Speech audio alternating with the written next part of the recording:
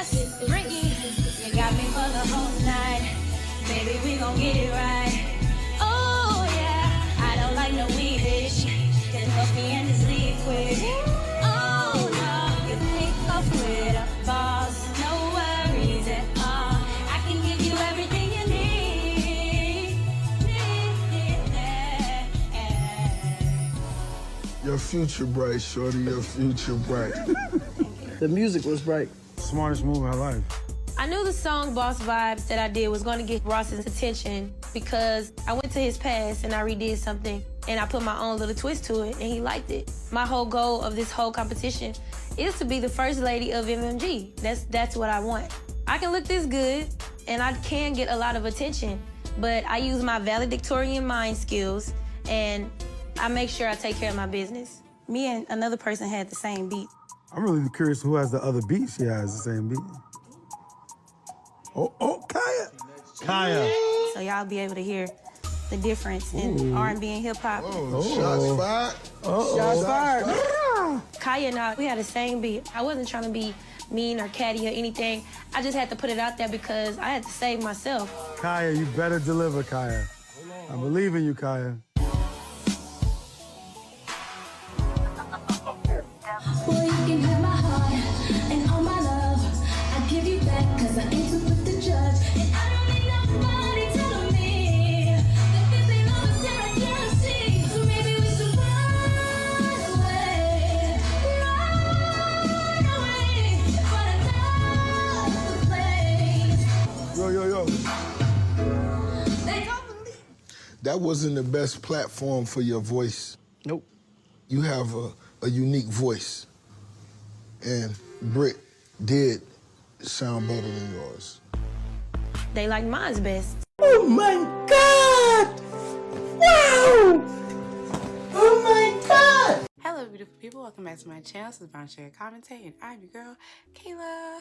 If you're new here, make sure to subscribe for more videos. Alright, let's get right into it. So, there has been this clip that has resurfaced on the internet of Rick Ross, The Dream, and some other random man on this show. I think it was called Signed, that came out a few years ago. And in the clip, we see two girls, a light-skinned girl and a dark-skinned girl. Both of them singing a song, because the whole show was like a singing competition, like a Make in the Band or something like that, trying to find, I guess, the newest member of Rick Ross's label, music group, whatever, MMG. And I'm assuming they're trying to find a woman specifically because there is no women in his label. And so obviously when this took to social media, people were genuinely on Kaya's side. They clearly see that there was a sharp contrast between Britney and Kaya's vocals. Britney was not the strongest of a singer, and you can even tell with Rick Ross and The Dream, they were literally cracking up. I don't know if they were cracking up because of the beat, like they're like, oh my god, she used like the beat of the song or whatever the case may be, but they kind of took it as a joke. At least that's the way I interpreted it. And then with Kaya, they looked at it more seriously and they're pretty critical of her music, more so than Britney's. And it's like, so yeah, everyone was pretty much on Kaya's side. Even Kaya herself ended up coming to, like, I think Twitter saying like, thank you, whatever. And I think Britney also made a comment basically saying that it was, whatever happened was wrong, I think. But this just proves my point and what I've been saying. I mean, like, I've made how many videos on colorism, and I'm gonna keep doing it because it's annoying. Like, it is just ridiculous, but it enforces what I've been saying, especially concerning the DaniLeigh situation, which we will get to in a second.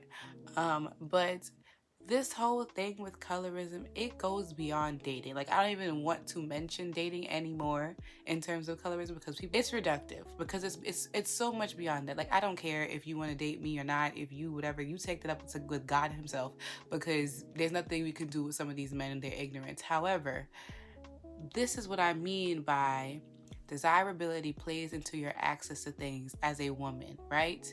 Because the Britney girl was desirable to The Dream and to Rick Ross, she was given a platform. She was given access to a musical career.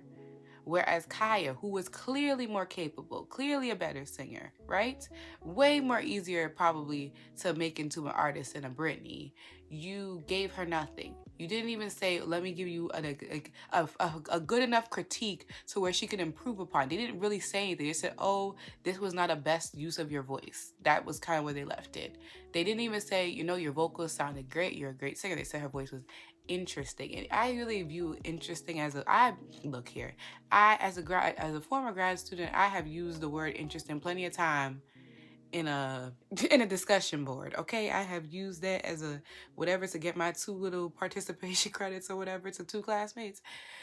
I know exactly what you mean when you say interesting, and that means not much. And I know people are ever signing a female artist is because he was like, oh, I'm going to end up sleeping with them. And even in reference to that girl, he says that he has something going with her. He liked her a little bit more. He was attracted to her, whatever. And that's what I'm saying. Men will give you so much as so long as they are attracted to you, right? We've seen it on Love and Hip Hop billions of times of all these men who will sell these women these dreams knowing that they're not going to give them crap. But they'll make them feel that way, right? They'll give them a little something. They'll give them a little studio time. They'll make them even think about season 1 of Stinking Love and Hip Hop, or season 1 or 2, whatever season of Erica Mena and Olivia had that one ordeal where Rich basically gave her a song that Olivia was doing and was much better on because Olivia can sing. But that's what men do. They put on the women that they are attracted to, the women that they think that they're going to have a chance sleeping with, the women that they like, whatever. And it's disgusting. Frankly, it is. It really is disgusting. That clip is disgusting. The Dream tried to come in and say, oh, he wasn't being colorist, or that wasn't his intention. Like, oh, he's worked with, dark-skinned women before. And I'm like, look, I don't know much about The Dream. I know he writes amazing music. He had a decent enough solo career. I mean, I don't like his voice. He cannot sing. I mean, have you heard them demos of him singing some of the songs he wrote for Beyonce? Yeah, no. But he has some bangers, and he's written some bangers. I will give him that. However, I don't really know him to be working with a lot of dark-skinned artists. I don't really know him even dating a lot of dark-skinned women. I know that him and Christina Milian have a child together. That's as far as I know about him, so I really can't attest to his character. But as a person who have worked with people like a Beyonce or really talented individuals, the fact that you didn't even see the potential in the darker skin singer, it's questionable. And I know that they always want to say it's editing, and I think that's what he said, oh, it was edited badly or something. Like, come on, please. Yes, people do edit people to look kind of bad on shows, but please. I'm quite sure that's how you act, like, in real life. You were co-signing Rick Ross's ignorance and his colorist behavior, and you didn't do anything about it. The three y'all sat up there like 3 big dummies, sitting there on the colorist train. So, disgusting. Like, the fact that so many people have said that girl did better, that shows you that y'all really was just being stupid and trying to bolster up this one girl because Rick Ross want to sleep with her. Please.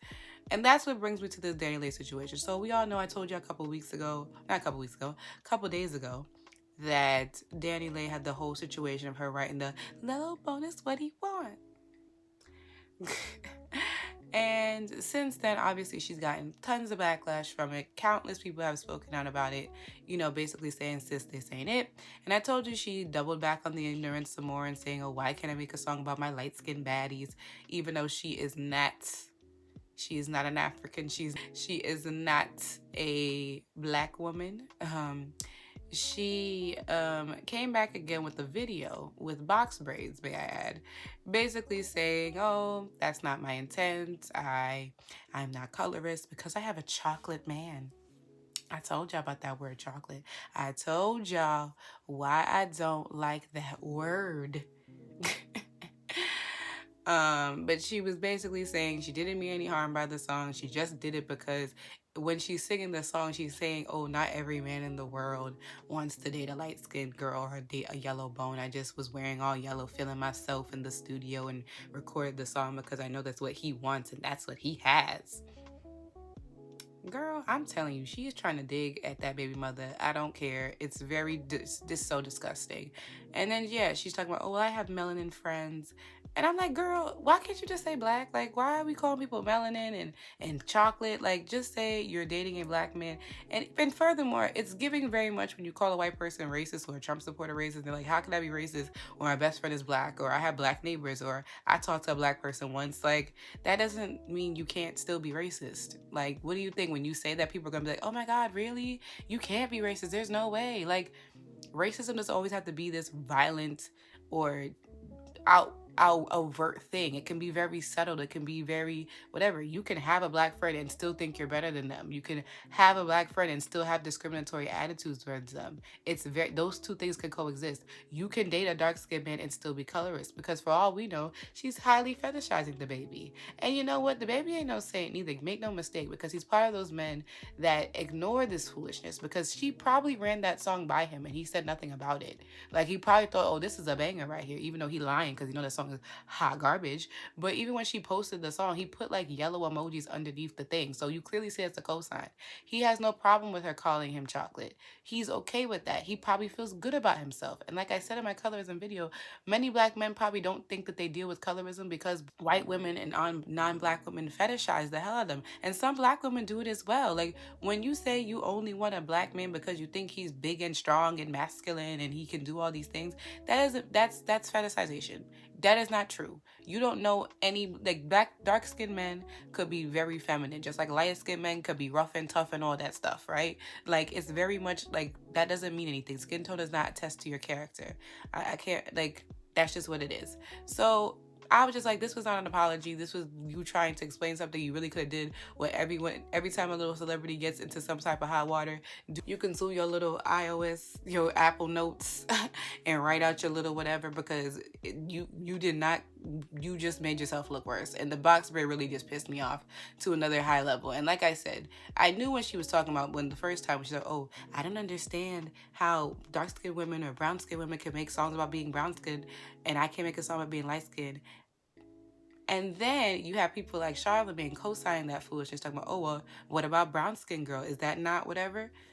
You are not going... Number one, DaniLeigh and Beyonce should never be in the same sentence. That's disrespectful to Queen Bee. Second of all, like, that's...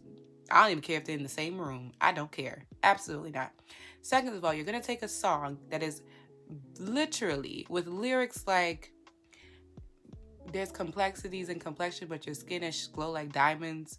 Like, same skin that was broken be the same skin taken over. Like, most things are the focus or something like that, but when they're in the room, they notice you or something like that. You're going to take a song, a love letter that Beyonce made in the form of a song to brown-skinned girls and equate that. And mind you, this song is not male-centered. It's not like, oh, you're going to find you a man, girl, because you're beautiful, right?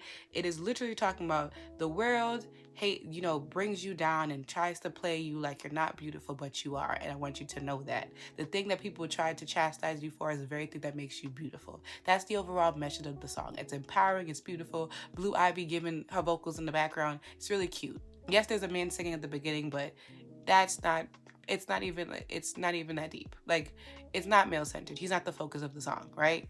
And then you have this song, which is a pick-me song. I don't care. I don't like to use that word too much, but that phrase too much, but this is exactly what it is. It's a pick-me song. It's a, oh my God, the baby mama, look at me, I'm doing better than you. He chose me. He chose a yellow bone. That's what he wants at the end of the day. That's what you're saying. And I don't care if that wasn't the intention. That's how it came off. So please save it. Save the, oh, I don't know about colorism. That's how you know you ain't. How you don't know that? You a Latina woman. There is colorism definitely in the Latina communities, the Latinx community. Please stop acting ignorant. Stop it. Stop. But even like a Charlamagne who tried to like bring that into the conversation. First of all, men of the world, I want you to know something. I want you to listen really good. Before you want to start a little podcast, a radio show, a YouTube video, and you want to put colorism on the docket, I need you to not. Okay? Please. Because unless you're going to handle that conversation with care, unless you're going to bring in dark-skinned women in the conversation and not gaslight them and not reduce their feelings to, oh, you're so sensitive or you're so insecure, you need to think better about yourself. Unless you're going to really hear them out, please, because you're on the Breakfast Club, you're consisting of a light-skinned man, a dark-skinned man, and Angela Lee, I don't know if she's like biracial or multiracial or whatever, but she's lighter skinned, right? So you're gonna have a conversation about a song and trying to giving your overall take on a song. Instead of bringing in a darker skinned woman to ask her feeling and her take on it, you just made an inference and said, oh, well, you have brown skinned girls.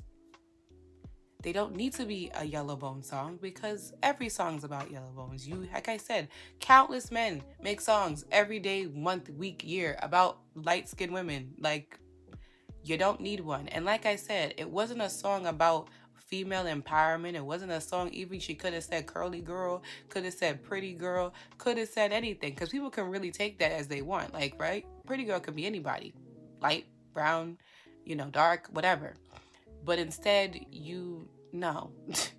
You're not gonna, this ain't that. And that's exactly why I don't watch The Breakfast Club anymore. Because I used to watch it. Because, your favorite celebrity always comes on, I like a good interview, whatever, they're entertaining, whatever. But after the one episode where Marla Lineker came and they gaslit the hell out of her for talking about colorism because they're part of the population of men of, oh, I never saw that, so it doesn't exist. Like, your feelings aren't valid. Like, I was over it. I was like, oh, what? Y'all gotta stop. This has to stop. It's disgusting. Because it's not like you don't know what it is. You know exactly what it is. But you like it because it gives you a form of privilege. From obviously dating and the black community, when you go out into the real world, obviously you're disenfranchised because racism and white supremacy. And like I said, a darker skinned man is least likely to get a job if there's a lighter skinned man despite his qualifications. So yes, white people understand colorism. They invented it. However, y'all perpetuate it because you benefited from it in the black community. Period. I don't care. And like I said, black men get opportunities, and unless he's attracted to that woman, he does not give dark-skinned women the same opportunities because unless he's attracted to them. And that's disgusting to me. And I don't want to hear nobody talking about not all black men, because at the end of the day, if it don't apply, let it fly. Period. That's what I say. So please, I want you to think about darker skinned women dominating the music industry, or what darker skinned woman has dominated the music industry within the past decade. I want you to really think about that. You can't, when you think who is dominating the music industry, you think Rihanna, Beyonce, Nicki Minaj. All lighter skinned women. And that's not to say these women are not talented. Does not mean these women, they're not revolutionary or iconic or any of those things. What I'm saying is, these women have access to things that darker skinned women would never get, right? Those doors that were initially open for them, a darker skinned woman probably had to kick down 50 more doors back before to get where they are initially. And that's my point. I can't sit here and tell you a dark-skinned woman that was really hyper-visible. The last girl, dark-skinned woman that I knew that was hyper-visible was Brandy. And that was how long ago? Moesha came out when I was born in 96. Like there has not been a dark-skinned it girl since. There are dark-skinned girls we like. There are dark-skinned girls, we see them, whatever. But in terms of music, I cannot name you one. I told you that you have people like Jasmine Sullivan who've been climbing to get a little piece of something. And now she finally got a little something. So, what is that about? It's disgusting. It's not fair at the end of the day. And then you want to call us bitter. Of course we're upset. It's not fair. You're going to sit there and deny opportunities to a person over something they literally cannot control. And the other thing I want to bring up is this whole thing of lighter skinned people who get upset about when we talk about privilege. And this is really anyone when we talk about privilege, because people tend to think that privilege equates to oh, you never go through struggle in your life, or you never experience any type of discrimination or hardship. That's not what I'm saying. When we say you have privilege, there are certain rights, there are certain favors or things that are granted to you that literally dark-skinned people do not have. There are certain doors afforded to you that black dark-skinned people have. And there's also the absence of having to think about certain things. I know for right? I'm privileged in the sense that I was raised by two parents. I'm privileged in the sense that my parents hadn't made enough money to where we could go on vacation. I'm privileged as being straight, privileged as being cisgendered. I'm privileged in terms of being, I can acknowledge, I can even be privileged that I have an education, right? That's privilege. However, obviously, I'm disenfranchised as being a woman. I'm disenfranchised as being black, and I'm disenfranchised as being dark-skinned. You see how those two things can coexist? So I really need y'all to stop talking about you're not privileged. I don't experience privilege. I don't know what you're talking about. And even my skin tone, like I'm dark, but I'm obviously not the darkest. So even me being a darker skin person, I experience a different reality even than people who are a shade or two darker than me. That's just what it is. But you know what I do? I bring those weight, or even being average weight. Like, people, fat phobia is so real. Like, even with Lizzo. Lizzo is probably the darkest person that I know in the music industry that actually, like, you see her everywhere. Her music is very dominant. Everyone knows who she is. And even with her, the amount of fat phobia that y'all give that woman every single day of the week is so disgusting. Like, when, like, skinny people be, like, Sweetie, no shade to Sweetie, but she be eating ramen noodles with freaking hot Cheeto dust, and she got nothing. But Liz was talking about she was drinking some smoothies, and y'all gave her hell? Like, that's what I'm talking about. That's what I'm talking about. Even with Meg, brown skin girl. You want to think that it was some racially ambiguous woman or some lighter skinned woman that whole Tory Lane situation happened? That nobody would doubt for a second. I mean, obviously there would be the obvious trash men who are just misogynistic and will never listen to the voices of women. But I think that the reason why, and it has been ever since that situation has happened, that certain people on social media have made it their mission to make Meghan's life a living hell and make her out to be some type of villain. It is nothing short of colorism and even futurism, because some people even try to say, oh, she looks like a man and da-da-da-da. And because she's not super petite and she's not, she's taller, she's stacked, like people treat her different. And that is nothing short of colorism, futurism. There's a certain level of protection and respect and that women get the more desirable they are and more palatable they are to men. And it has to stop. Seriously. And the gaslighting has to stop. Like I said, do not facilitate conversations of colorism if you are not going to do the work, if you're not going to do the research, if you're just going to reduce people's feelings down to being sensitive. Y'all only say folks are sensitive when you want to say some ignorant BS. Y'all only want to say when they're not fitting your agenda. Stop that. Get some help. Seriously. It's the internalized anti-blackness for me. And it's just disgusting. It really needs to stop. DaniLeigh needs to go touch some grass because I'm sick of her. Seriously, I hope she really figures life out. Like, honestly, because she got the game wrong and she need to brainstorm. Okay? But I'm tired. I'm just tired because I'm tired of it. Like, y'all really just wanted to be ignorant and I don't get it. Like, and talk about, we're all black. Why are you trying to be divisive? Now, you know exactly what we're talking about. No one's sitting there trying to talk about rage war against light-skinned people. Dark-skinned people have been through some traumatic and violent stuff over, like I said, something they essentially cannot control. So why? Why do you perpetuate this ignorance? Why do you continue to make it worse? Let them speak. Let us tell our stories, tell our feelings, give suggestions, and stop trying to silence us. Because all you're doing is ensuring that the system of oppression still exists.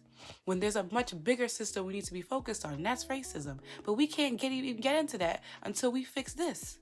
We can't. Because how are we going to come together? How? So that's just what I say. I say, all y'all out there, empower a dark-skinned girl today, all right? That's all I gotta say. Empower them. Show them some love. Like their Instagram. Give them a cute little comment that don't choose the word chocolate or talk about their skin at all. Just show love. If you have a position of power, even if it's on a very micro level, help them out. Not just the girls you're attractive to. All the women. That's just it. I'm tired of it. I'm tired. Thank you guys so much for watching, and I'll definitely see y'all in my next video. Peace out, y'all.